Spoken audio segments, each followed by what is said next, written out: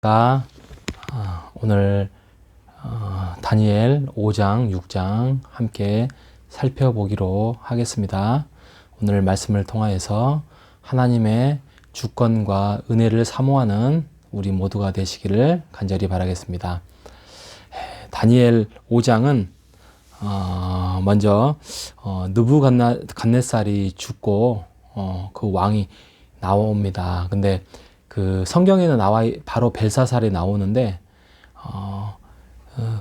그 당시에 그 나라 바벨론이죠. 바벨론의 마지막 왕이 세계사에는 나보니두스라는 사람이 마지막 왕이라고 해서 벨사살의 성경에 나와 있는 왕의 마지막 왕이 충돌이 된다라고 이야기하는데, 제가 조사해 보니까 원래 느부갓네살 아들이 나보니두스가 맞습니다. 근데 나보니두스가 이렇게 조금 다스리다가 나중에는 벨사살한테 그 세자격이죠. 물려줍니다. 근데 왕권은 그대로 나보니두스가 가지고 있고 벨사살이 하면서 이게 섭정을 합니다. 그러니 세계사에는 나보니두스가 왕으로 돼 있고 벨사살은 얼마 하지도 못했지만 그 나라에 그냥 세자로서 그 나라를 다스려요. 그런데 벨사살 왕이 호화로운 정치를 합니다. 그래서 많은 신하들과 함께 그 나라의 향연과 잔치를 많이 행하지요. 그런데 어느 날 그 잔치에서 신비한 손가락이 나와서 벽에 글씨가 나옵니다. 근데 그 글씨를 해독할 만한 사람이 그 나라에 아무도 없게 되고, 그래서 그거를 해석할 수 있는 사람이 유일하게 다니엘이 나타나지요. 그래서 다니엘이 그것을 메네 데겔 우바르신, 이게 결국에는 벨사살 왕이 하나님 앞에서 온전하지 못해서 죽임을 당할 거다라는 심판의 메시지, 그 나라가 이제 망하게 될 것이다라는 겁니다. 결국에는 그 망하지요. 가장 큰 죄들이 여러 가지가 있었겠지만, 교만한 것도 있지만, 하나님의 예루살렘 성전에서 가져오는 그 기물들을, 성전의 그 제사 기물들을 가지고 술잔으로 사용하고 이런 교만한 행동을 했다고 다니엘 5장에 이야기를 하고 있습니다.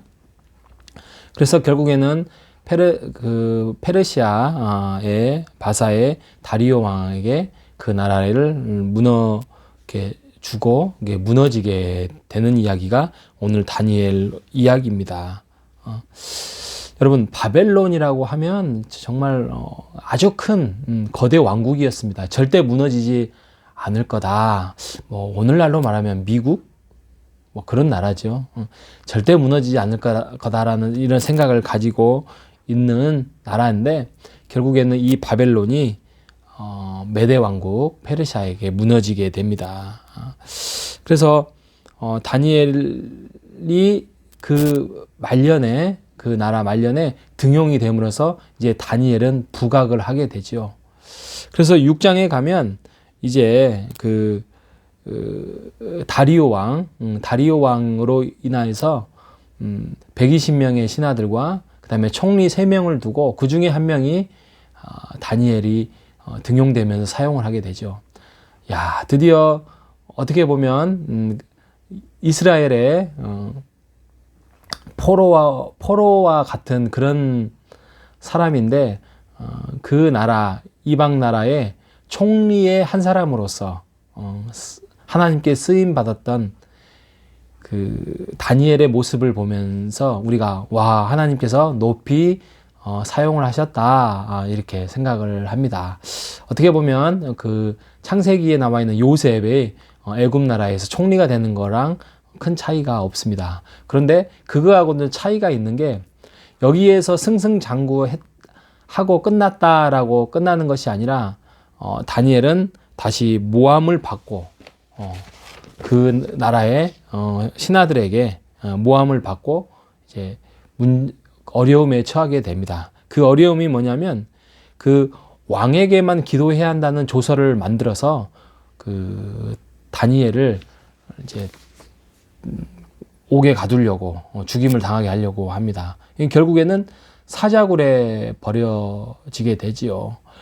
다리오 왕은 그 다니엘을 이렇게 많이 이렇게 사랑하고 많이 좋아했었던 것 같습니다. 그래서 끝까지 보내주지 않으려고 했지만 어쩔 수 없이 그 법을 지켜야 된다는 것 때문에 사자굴에 버려지게 되고 하나님의 인도하심과 하나님의 보호하심 속에서 그는 사자에 잡혀 먹지 않지요.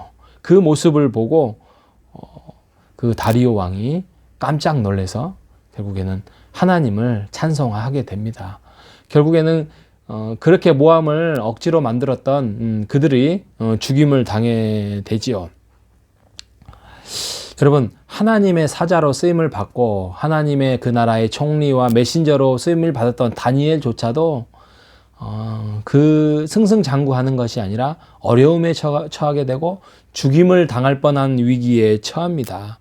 이처럼 이 세상도 악한 세력이 있어서 우는 사자와 같이 우리를 죽이려고 하고 힘들게 하고 있습니다. 이러한 것들이 우리 삶에서도 어려움과 또 위기와 또 고난으로 나타나게 되죠. 그래서 이런 것들을 그 유혹에 우리가 타협을 할 수도 있겠지만 하나님이 원하시는 삶이 그러지 않는다라는 것을 다니엘서는 이야기를 합니다. 이 세상의 가장 큰 통치자, 큰 나라 이런 것들은 영원하지 않는다. 이게 어떻게 보면 오늘 다니엘서 5장과 6장의 주제예요. 세상에 영원한 것은 없다 입니다. 영원할 것 같지만 영원할 것은 없다. 그 영원하지 않는 걸 붙잡고 우리가 이 세상을 살아가는 것은 너무나도 허무하지 않겠습니까? 여러분, 우리가 주님의 나라를 이 땅에 세워나가기 위해서 사명을 부름받은 자입니다. 그런데 그 하나님의 사명을 부름받은 자들의 모습은 세상에 보기에는 왠지 연약하고 힘이 없어 보여요. 하지만 하나님께서 함께 하시고 또 그렇게 뒤에서 이끌어 가셔서 왕 중의 왕으로서 세상의 왕으로서 창조주로서 우리를 세워 가십니다.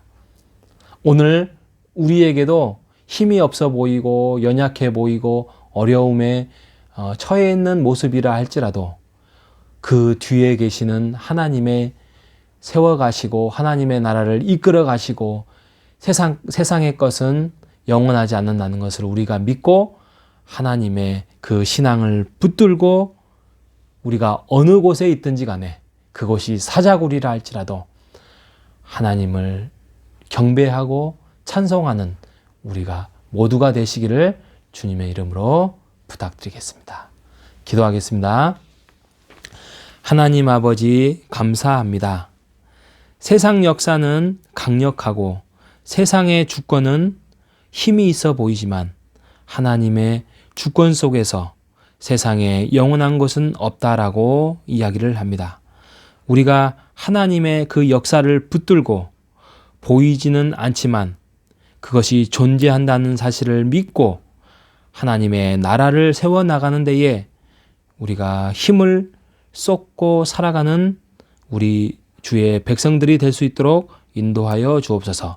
살아계신 예수님의 이름으로 기도합니다.